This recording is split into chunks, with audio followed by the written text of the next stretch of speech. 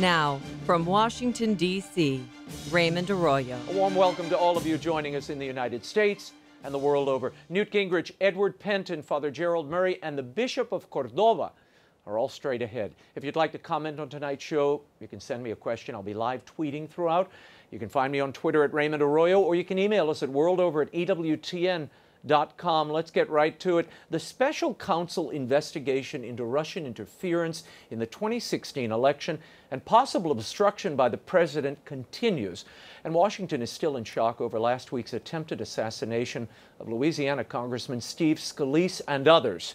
In the midst of all this chaos, is the administration's agenda getting lost? Here to give us his take on all this and much more is former Speaker of the House and author of the new book, Understanding Trump. Would you welcome NEWT Gingrich back to the program? Good to be with you. Great to see you again, NEWT. Let's start with this Russia investigation. There seems to be an endless cascade of these leaks coming from the intelligence agencies.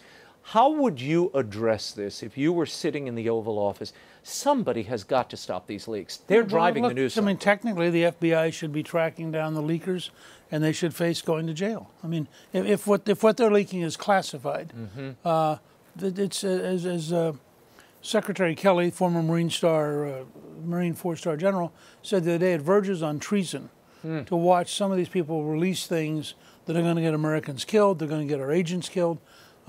But in addition, it's important to remember, this all starts with the Clinton people trying to explain why they lost. And they said, well, it couldn't have been us. Trump couldn't beat us. It must have been the Russians. And so the whole left picked up this thematic of the Russians did something. Now, in 6 months of looking, they can't find anything. So now the new special investigator is saying, well, maybe I'm going to actually be looking at obstruction of justice. So now we're mutating. It used to be the Russians. Now it's going to be Comey and Trump.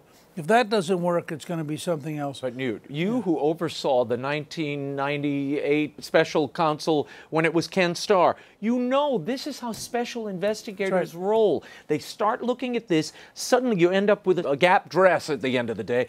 These things transmute. Why didn't he fire Comey right after the election? Would that have been the more opportune time to do it? Yeah, it would have been the right time to do it. I think because I'm working on a piece right now on 3 crises, and all of them are the same night, between 8 o'clock and 11 o'clock on election night. At 8 o'clock, the left knows they're going to win, and they know that Hillary Clinton is going to be president and that she is going to appoint liberal judges to the Supreme Court. They're going to continue to impose radicalism on America by the power of law, and things are fine. By 11 o'clock, they've lost not just a normal Republican, they've lost to Donald J. Trump.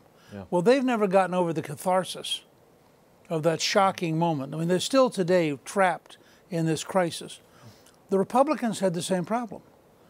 I mean, Paul Ryan, Mitch McConnell, none of these guys expected to be governing. They were never ready for this. They didn't think Trump was going to win. They didn't think through what would a Trumpian presidency be. But Trump had the same problem. This is the 3rd crisis. Trump campaigned his heart out, was the underdog all the way through, and on election night, as he's winning, for the very first time, he's beginning to think about governing. Now, Reagan had 16 years to prepare. Right. I had 16 years before I became Speaker. Trump had 15 months. So you're right looking back. The right moment to fire Comey would have been like the 21st of January with everybody else. And it would have been a much smaller problem.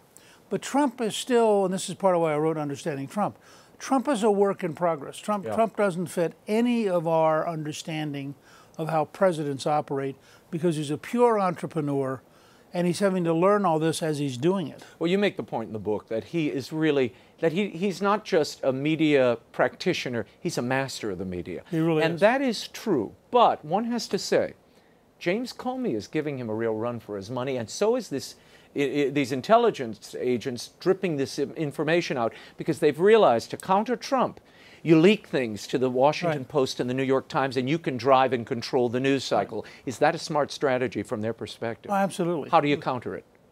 You do a little bit of what Reagan did. You focus on really big things and you pound away at them and you break through. Now, the truth is, if Trump ends up with the economy growing, with the kind of opportunities we have in infrastructure to build a new America, with the different things he's doing, he'll get reelected. It'll drive the left crazy, but he'll get reelected. And I think that in the end, he's got to focus on big things. I think on the smaller things, he's got to get. He's a little bit like a quarterback who refuses to either have a huddle so the team knows what the game is, or to stay behind his offensive line so they can block for him. I mean, he's constantly running out ahead of everybody else. With the tweets and everything else. And so he's much more in the fight than he needs to be. He could be above about 80% of this. I want to read something to you from one of your former colleagues, former Representative Bob Inglis, and he wrote in the Washington Post this week, "I helped draft Clinton's impeachment articles. The charges against Trump are more serious.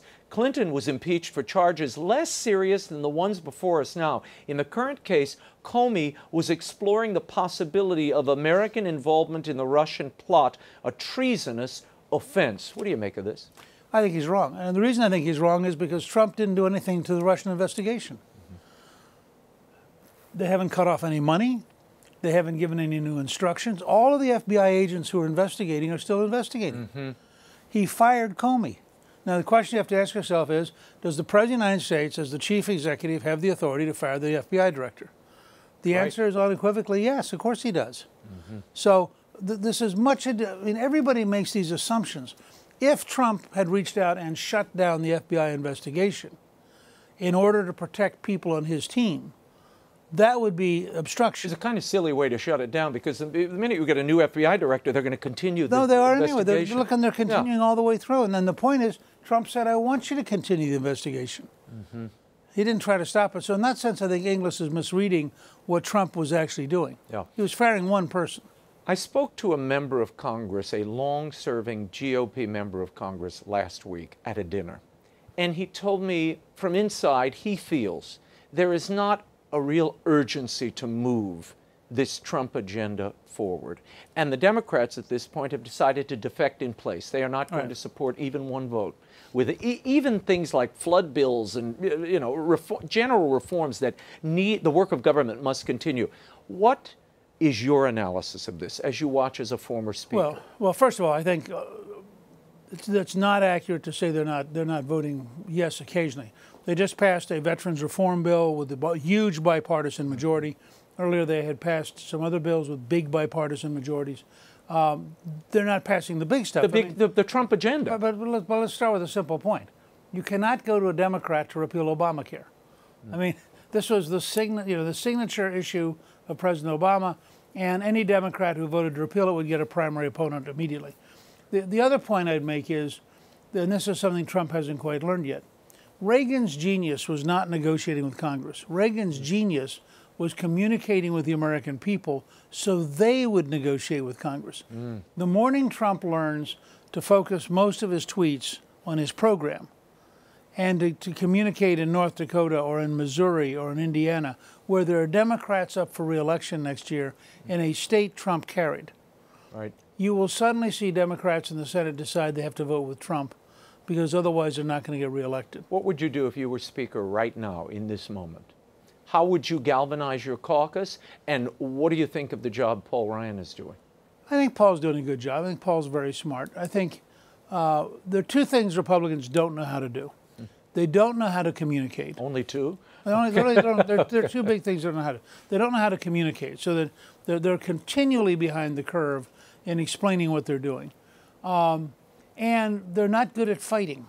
The Republicans like an orderly, neat world where we're all going to get together and be nice. Well, if you're a transformational leader, I used to say to Trump, you got to remember, if you're going to drain the swamp, the alligators will be unhappy. And it's a simple decision. You don't want the alligators to be unhappy, don't drain the swamp.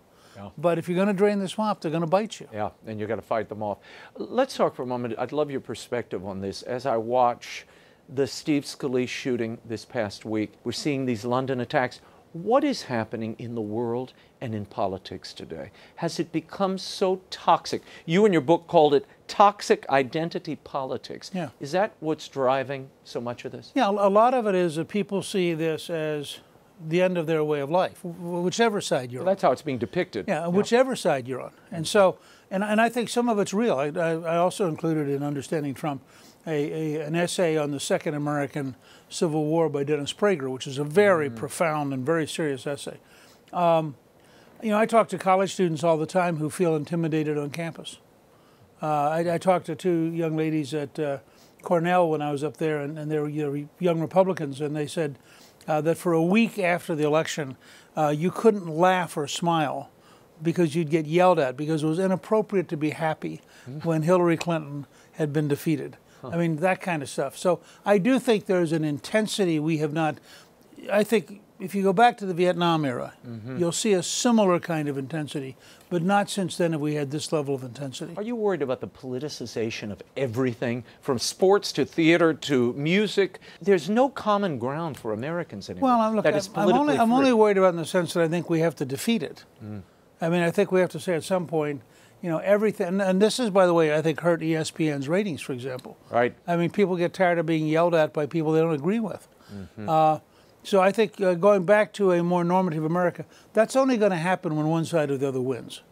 I mean, right now we're in a very close balance of power between two radically different interpretations of America. And so for either one of them, it is literally identity politics.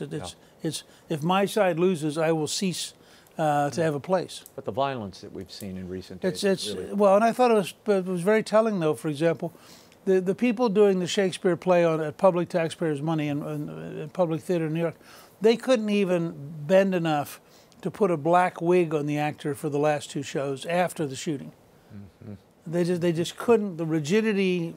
So when people say to me, "Gee, I hope we learn from this," as a historian, I am very doubtful that we're going to learn much. Let's talk about Syria for a moment, which seems to be, could be, the proxy war coming. It may already be in that place. You had the Americans shooting down a Syrian warplane. Now the Russians are saying, we will be tracking even any coalition jet, including an American jet, that enters anything west of the Euphrates. Are you concerned about this playing out and falling apart? I'm a little concerned. I mean, look, first of all, the Russians have a doctrine that includes tactical use of nuclear weapons. So you have to always be worried about the Russians. Second, it depends on what they mean. If they mean, for example, if an American airplane crosses the Euphrates, they're going to be tracked by radar, which would be tied to an anti-aircraft missile. Right. That's the next step up in tension. But as long as they don't fire the missile, I don't frankly care. I think the Russians will think very long and hard before they start attacking American aircraft, partially because in Syria we'd wipe them out. I mean, they have no capacity to sustain power against us in Syria. And I think that would, now, the danger is, does that lead to escalation? Right. But they can't maintain ships in the Mediterranean without our permission. They can't maintain air power in Syria without our permission. So if they really were to go to the next stage, and I suspect people like General Mattis are explaining this to them, right, that if they really want to test this theory out, we'll simply wipe out their entire force. I read a story the other day where you have two individuals, at least, in the national security apparatus that want us to go hand to hand with the Iranians who are there fighting on part of al-Bashar. General Mattis and others are saying, no, we're not going that far. You know, I don't think we want to get involved in trying to knock off Bashar Assad. That's a bigger challenge. But the Syrian Air Force was bombing pro-American forces who were beginning to conquer Raqqa, which is the headquarters of ISIS. And I think we said, hold on, you know, you can't come across and attack our forces. And so they're going to have to work out some kind of living agreement here, or it could get very messy. In the book, you talk about Trump appreciating and prizing speed over avoidance of mistakes. As you watch this play out in these early months, a lot of mistakes have been made, a lot of cross currents. One person saying, the president's lawyer saying one thing, the president saying another, Sean Spicer saying one thing, the president saying another. What would be your advice to him? My advice would be to slow down a little bit. You know, I go back to the idea, if you're a quarterback with a really big team, it's useful to get in the huddle. Which means you got to slow down. And have a plan before you start. Plan, and then you have to let the other people in the plan do their jobs. Trump is so energetic and he's so enthusiastic that he literally runs past everybody else. And he is so prone to operate intuitively that, and this is why the book's not called Predicting Trump. I don't think it's possible to predict Trump because I don't think he can predict Trump. I think he responds intuitively as he gets new information. Yeah, yeah, and he's very practical. I mean, he's very practical and in the moment. Give me a sense. We heard that Callista Gingrich, your wife, has been nominated as the U.S. ambassador to the Holy See. Are you and she taking the Berlitz courses now? You're boning up on your Italian? Let me just say that she is extraordinarily honored to have been asked by President Trump to represent the United States at the Vatican. She is studying like crazy, as you and I talk, in order to go through the Senate confirmation process. I will say, because you're an old friend, in July I have blocked in 4 days, and I am taking the spouse course. Oh. So I will report later on what I learn as a spouse. Oh. But it's an adventure you couldn't quite imagine. As you know, Rome is the eternal city. It's a spectacular place in quality of life. I mentioned to my 17-year-old granddaughter that if she does get confirmed, that Callista might have a spare bedroom. And Maggie was, I'll be there, I'm ready. She's on it. I love it. Now, what kind of ambassador do you think she'll make? This is a tough assignment, we should say. This is not a president and a pope that always sees eye to eye, Newt. Well, I mean, she will be between two, and I haven't even thought about trying to write Understanding Pope Francis. That's right. Understanding Bergoglio, that's your next book. But Understanding Trump's enough for this year. But they're two remarkable, unique people. I remember meeting with the papal nuncio preparing the visit of the president, and he was very clear that he said the most important thing that will happen is the private meeting between the two men, because they're both very strong personalities. They will both be very clear with each other. And he said none of us can predict what will happen. And I think it was a pretty good meeting. Callista's been working, I think the thing she's most intrigued with is working to help fight human trafficking. It really is something that we in the church are on the same side, so the United States and the church can work together. The other thing is, I mean, she's a very people-oriented person, as you know, because you know her well. I think that she will be right in the middle of the diplomatic mix. You know, there are more countries at the Vatican than any other place except the United States. They have 183 countries that have representation. So she will be able to go to receptions and lunches and breakfast and dinners. I mean, she will really be right in the middle of a miniature United Nations. And I think what people will learn about her is that she studies very hard, that she listens very well. She has a remarkable work ethic. And she loves people. Her father was a person who just adored just chatting, and she's gotten that genetic quality in her. Well, and I always say, if all else fails, she can sing her diplomatic messages, and that will win them over. Newt Gingrich, great to be with you. Thank you for being here. The book is Understanding Trump by Newt Gingrich. It is perceptive and wise and has a great historical context that you will not want to miss. It's available at bookstores everywhere and online. Now, once again, Raymond Arroyo. Welcome back to The World Over. A year ago, 4 cardinals asked the Pope to clarify his pastoral teaching regarding communion for divorced and civilly remarried Catholics. Their request went unanswered. This week, those same 4 cardinals renewed their request for dialogue and clarity from the Pope. One of the reporters who broke the story is with us tonight. He joins us from Rome via satellite. He's the Vatican correspondent for the National Catholic Register, Edward Pentin. Edward, thanks for being there. I want to jump right into this letter. Now, this comes from Cardinal Caffarra, and he writes on behalf of Cardinal Brandmüller, Cardinal Raymond Burke, Cardinal Meisner, Joachim Meisner, and himself. And he writes, "It is with some trepidation that I address myself to Your Holiness during these days of the Easter season." This letter went out in May. "We wish to begin by renewing our absolute dedication and our unconditional love for the Chair of Peter and for your august person, in whom we recognize the successor of Peter and the vicar of Jesus, the sweet Christ on earth," as St. Catherine of Siena was fond of saying. "We do not share in the slightest the position of those who consider the see of Peter vacant." I want to start there. Why, at the beginning of this letter, have what is essentially a reiteration of their fidelity to the Pope? Well, Raymond, it's really because they're very keen to obviously do this out of respect and love for the Petrine ministry and for the Pope. They really are, that's their first concern. And so that's why they put it at the top. And they want to keep the channels of dialogue open with the Holy Father.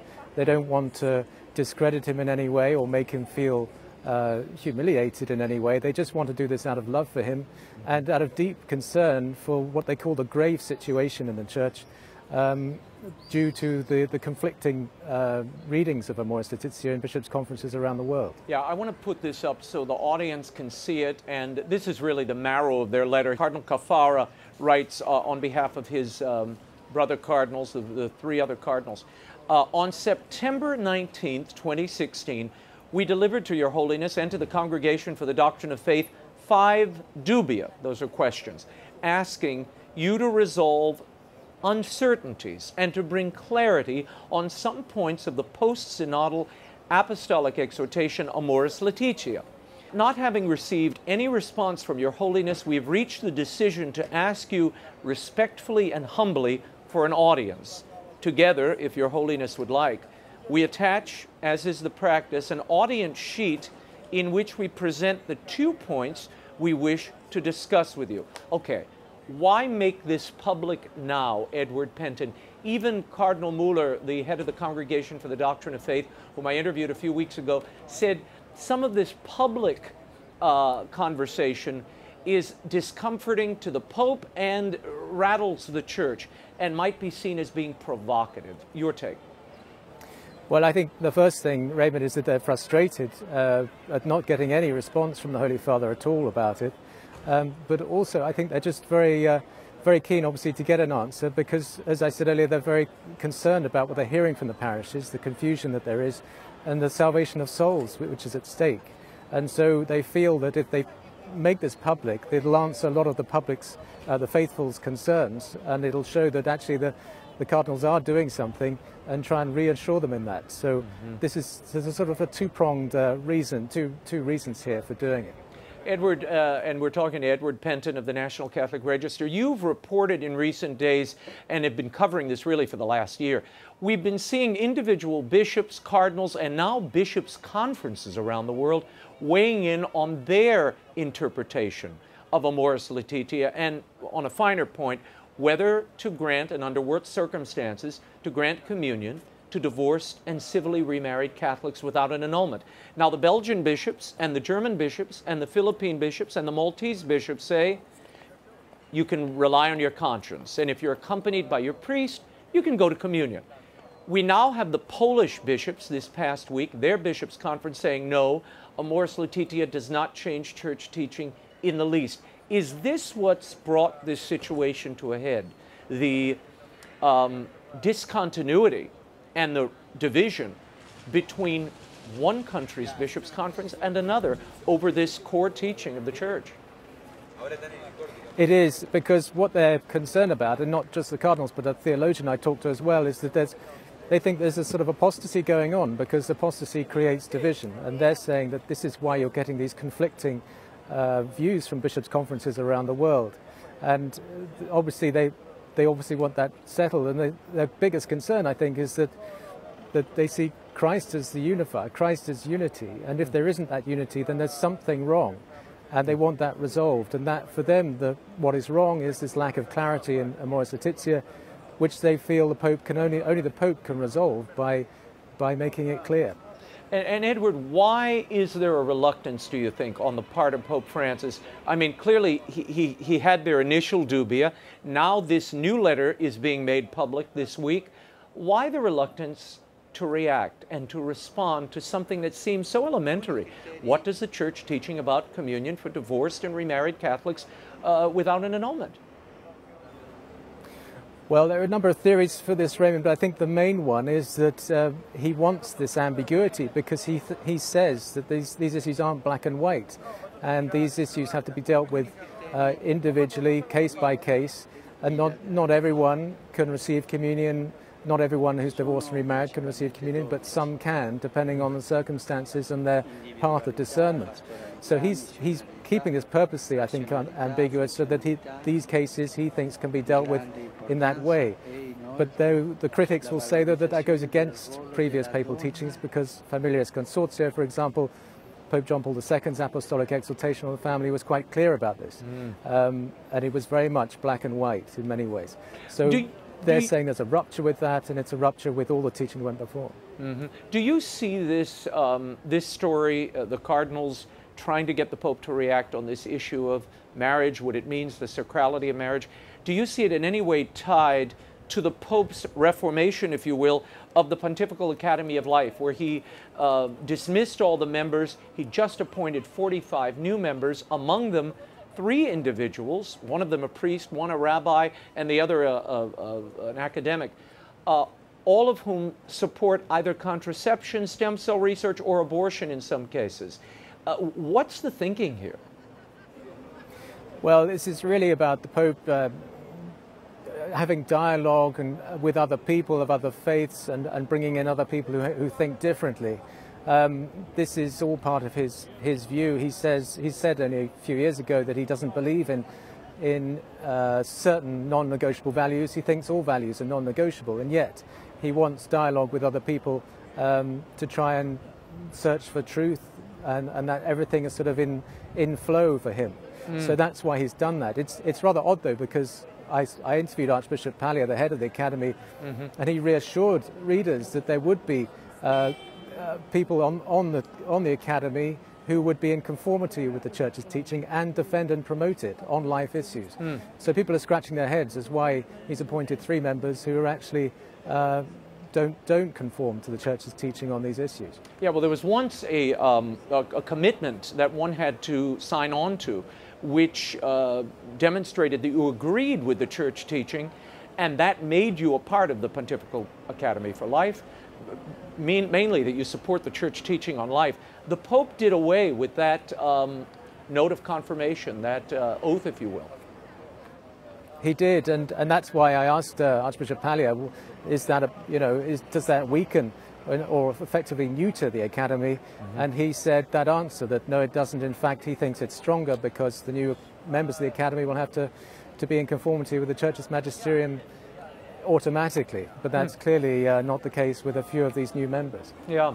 Before I let you go, given what you just said about Archbishop Paglia saying this is the Pope's attempt to dialogue with those who don't even agree with the Church on issues like life, why the reluctance to dialogue with his own cardinals on something as elementary as marriage, do you think? And do you think this letter, making it public, will initiate the dialogue that those 4 cardinals have been begging for the last year? Well, this is the irony, Raymond, because he does want a dialogue with everybody else, it seems, but not his own cardinals, who have a real problem with the faith and trying to uphold the orthodoxy of the faith. So that is of great concern to many of the cardinals, I understand, not just the 4 who are the dubia 4, if you like. Well, whether he will respond to this, it's anyone's guess, but it seems unlikely at this stage. Edward Pentin, thank you as always for your reporting, your insight, for breaking this story, and you can catch all of Edward's articles at ncregister.com. Now with reaction, we are joined from New York by a member of the Papal Posse, canon lawyer and parish priest in the New York Archdiocese. Father GERALD Murray joins us from New York. Father Jerry, thanks for being here. Great to be here, Raymond. I want to read you a little line from this letter that we've been referencing. Again, these are the 4 cardinals who issued those dubia questions to the Pope, trying to get clarity on Amoris Laetitia. In their new letter that was just made public, they write, "Numerous competent lay faithful who are deeply in love with the Church and staunchly loyal to the Apostolic See have turned to their pastors and to your holiness in order to be confirmed in the holy doctrine concerning the 3 sacraments of marriage, confession, and the Eucharist. And in these very days in Rome, 6 lay faithful from every continent have presented a very well-attended study seminar with the meaningful title, Bringing Clarity. Faced with this grave situation in which many Christian communities are being divided, we feel the weight of our responsibility, and our conscience impels us to ask humbly and respectfully for an audience." How do you view this, Father, and do you think it will be successful, this effort of these 4 cardinals? The reference to the lay faithful is very important, Raymond, because it shows that the cardinals are not simply acting on their own thoughts or concerns. It is well known that people, either privately or publicly, are presenting lots of complaints and doubts about Amoris Laetitia, and these cardinals feel it's their responsibility as advisors to the Pope. You know, the College of Cardinals is the Pope's Senate. So they are going to the Pope with this spirit of saying, we bring to you the concerns of the lay faithful, Holy Father. We ask you to allow us to come and hear from you exactly what the true interpretation of Amoris Laetitia is, and how that interpretation, of course, is in conformity with the doctrine of the faith, which is unchangeable. So I'm very pleased that the Cardinals are doing this. Father Gerald Murray, I can almost hear Pope Francis responding now, because every time he's asked about this, he seems to invoke pharisaical individuals who are rigid and attached to their own doctrine, staring inward. Won't he just apply that same lens and say, these are people trying to stop the reform and the Holy Spirit acting through me and through the Church? Well, we don't know what the Holy Father will say because he hasn't so far answered the dubia, and perhaps he won't grant this audience the request by the Cardinals. We do know that he has said to the Argentinian bishops of Buenos Aires region that their interpretation of Amoris Laetitia was correct. Right. And that interpretation is not in accord with Catholic doctrine. This is the point that I think we really have to look at here. This is not a question of who's in charge of writing documents and who gets to say what they want. This is a question of what is the faith handed on from the apostles? And it's quite clear. Our Lord said, the man who divorces his wife and marries another commits adultery. Adultery is a mortal sin. Those who are living in the state of mortal sin in a public way are to be denied communion by the Church's ministers for their own good, because receiving communion in that situation not only scandalizes other people, it could be imperiling further their salvation. So the unworthy reception of Holy Communion is always a problem. We try to minimize it, try to eliminate it.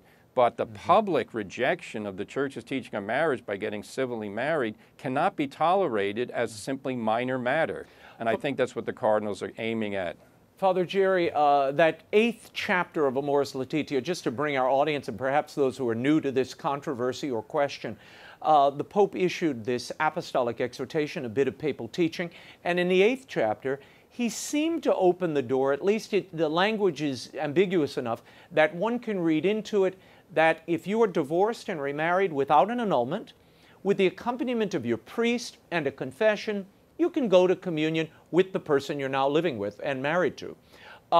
This has caused a lot of confusion, as you said a moment ago, across the Church. I want to point out two things. In the letter, the Cardinals mention an audience sheet, which are sort of the menu that they proposed for this audience with the Pope. The first thing they say is request for clarification of the 5 points indicated by the dubia, reasons for this request. The second point is the situation of confusion and disorientation, especially among pastors of souls, in primis parish priests. What does that mean?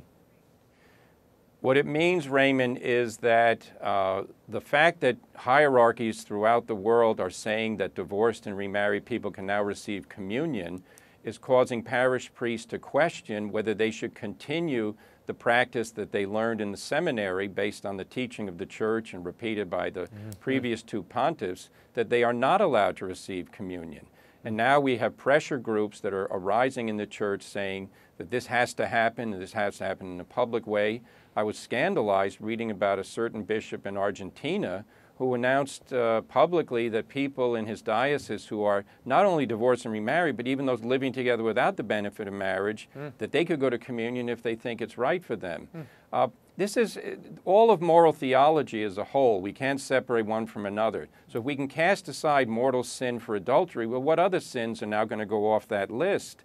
And this is where you have lots of problems. This is not a free-for-all religion. This is a religion handed down by the apostles from Christ. If we don't zealously guard it, we're failing in our duty as pastors. Compare this situation, Father Jerry Murray, the situation that we're seeing now and the slow walk, if you will, in clarifying this Amoris Laetitia, as opposed to the way the Holy See acted when they saw the head of the Order of Malta fired. Compare those two situations to me. Right, there was a dispute in the Order of Malta between the head of the order and the one who was in head of their relief work over the distribution of condoms. And the Grand Master decided that he would fire that's subordinate and did so, and then the Holy Father, having been informed of it, overruled the Grand Master and asked him to resign. So what I notice here is that certain issues get direct and immediate attention by the Pope, and action is taken. For the cardinals not to get an answer from the Pope, in my mind, is not a good thing. And, you know, the Pope is sovereign, he can do what he wants, but it doesn't make sense in all other areas where you take swift action when problems are brought to you, or you say you want dialogue, which indeed he's engaged in dialogue with a lot of people. Why aren't these cardinals brought in and said, look, I know you're here because you love the church, we all love the church, let's discuss what's at issue. Final question, give me your gut instinct on this. What do you think the papal reaction will be, and how do you think this will play beyond the borders of Catholicism into the wider world? This letter and these cardinals going public, they will no doubt be cast as naysayers, opponents of the Pope, even dissenters. And of course, they're none of that. They are loyal churchmen.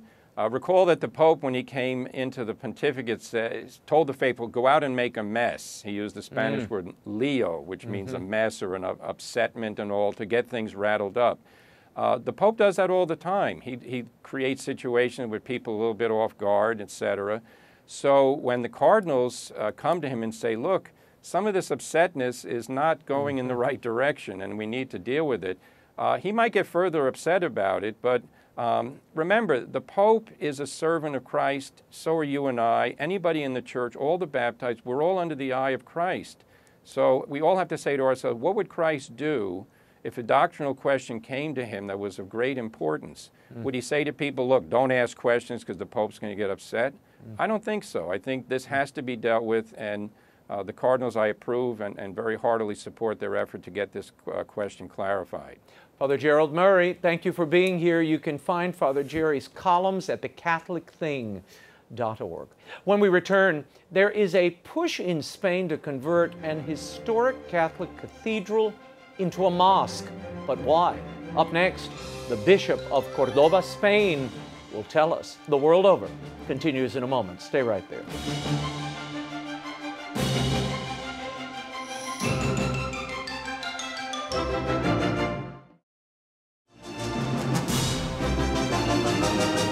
Now, once again, Raymond Arroyo.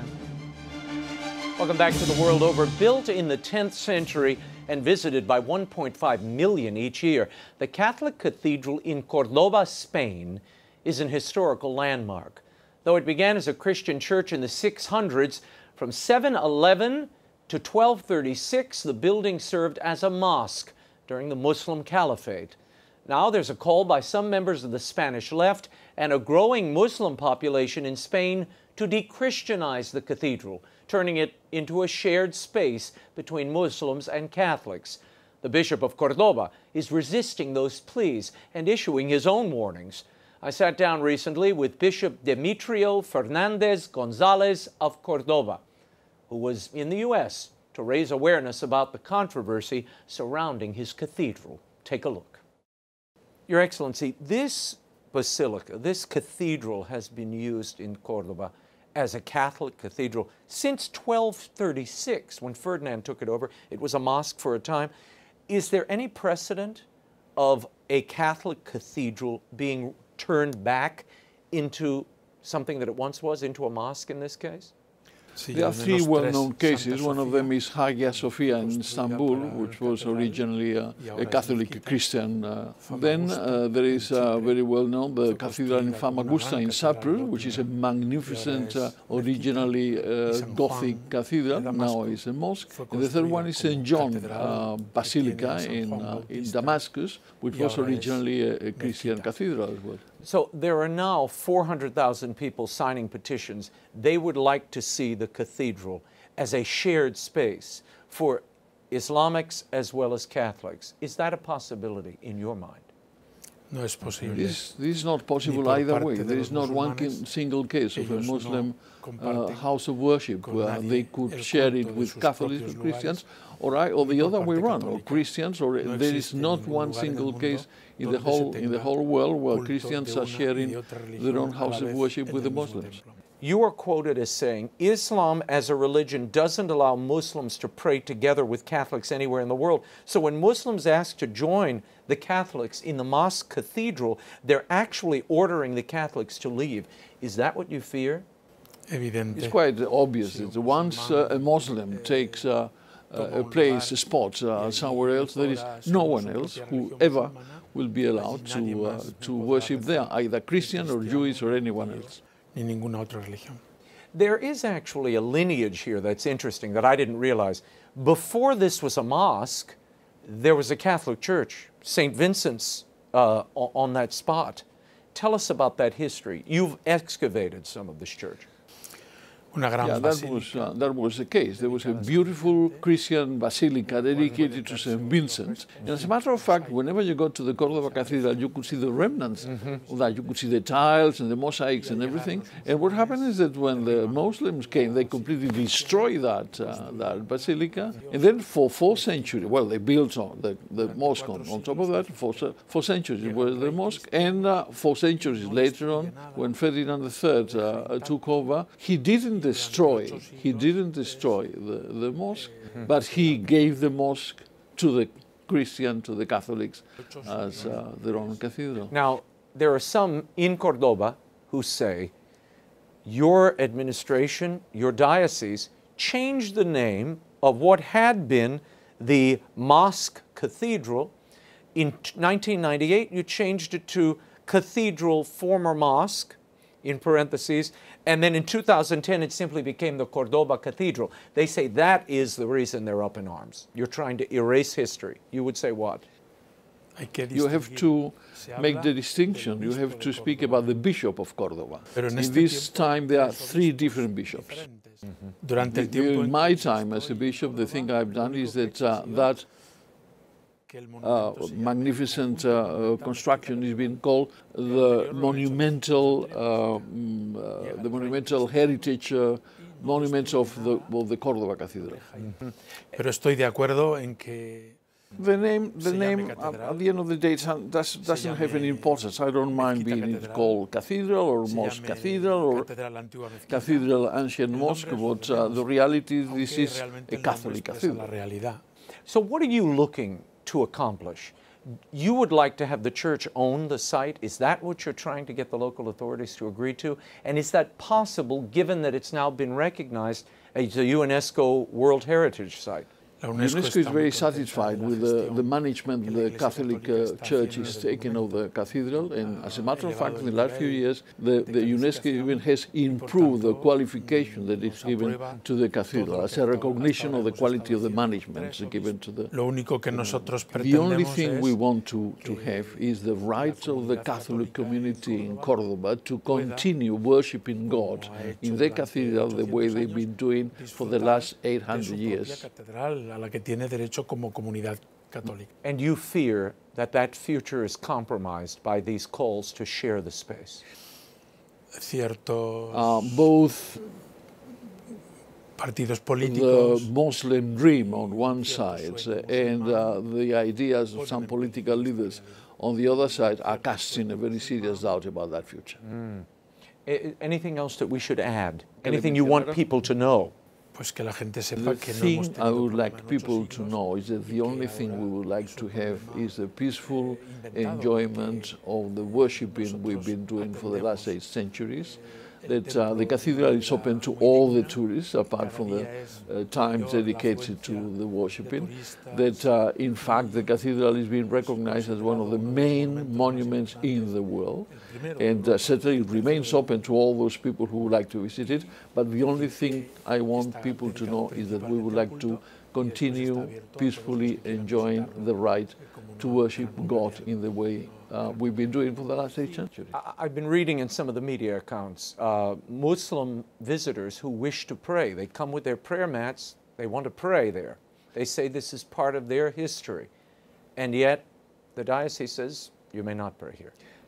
It's not a worshiping Muslim site. It's a consecrated Catholic cathedral where we have all the rites of the Catholicism there, with the Mass being said, with the Holy Spirit, the Holy Host being there, and so on and so forth.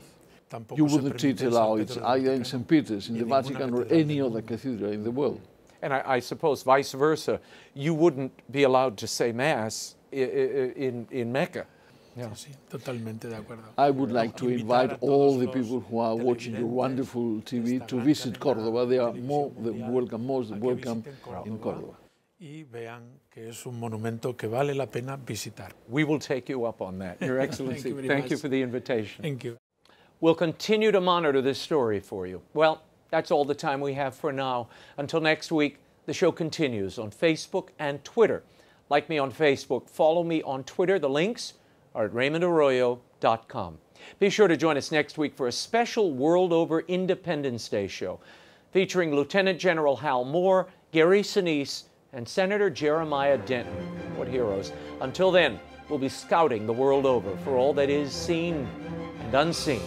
On behalf of the staff and crew of EWTN News, thanks for watching. I'm Raymond Arroyo from Washington, D.C. Bye now.